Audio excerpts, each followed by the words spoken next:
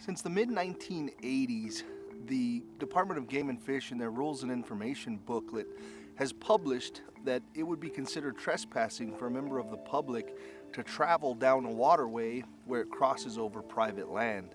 The New Mexico State Supreme Court has found that the public does in fact have a right to travel down those waterways, so rafters can boat down the rivers and anglers can wade fish up those waterways, provided that they don't trespass across private property.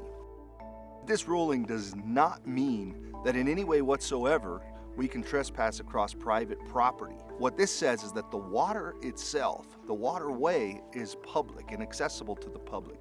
Outdoor recreation is one of the economic drivers of our local economy, and having access to places to recreate is critical to ensure that that heritage continues.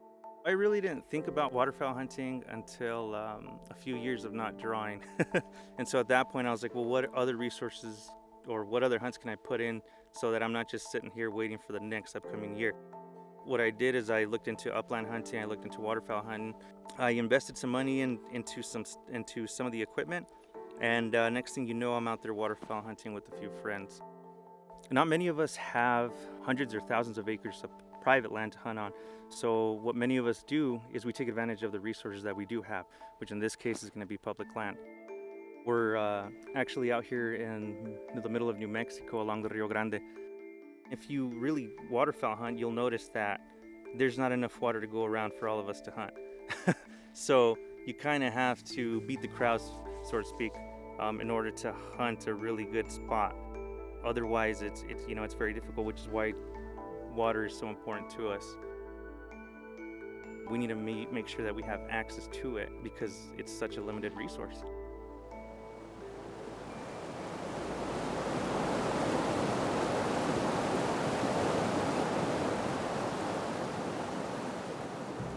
I started boating,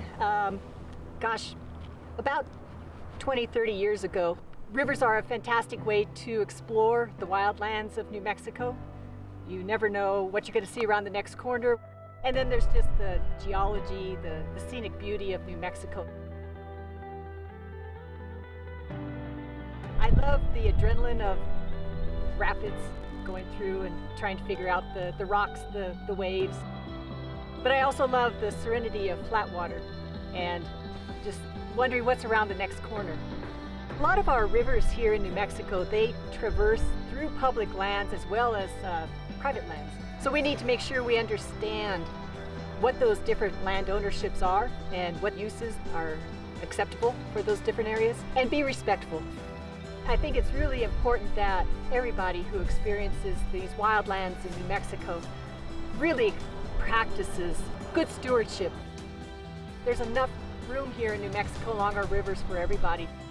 It's an incredible resource. We're very, very fortunate.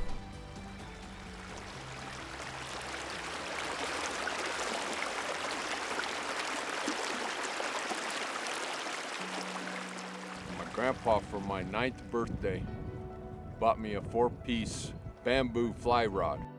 That's where I started. That was 70 years ago. The water coming out of the dam is in the high 30s. We fish it year-round.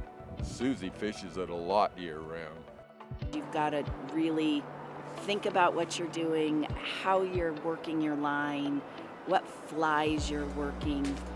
I think that's what makes this river so fun. The access to a gorgeous river like this and one that's full of fish is just unbelievable.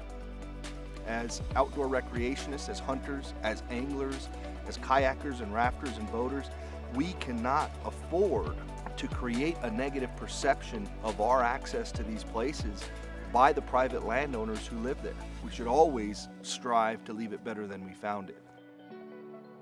We have a responsibility to work together and work on solutions that work for all of us as well as the wildlife who also depend on these waterways.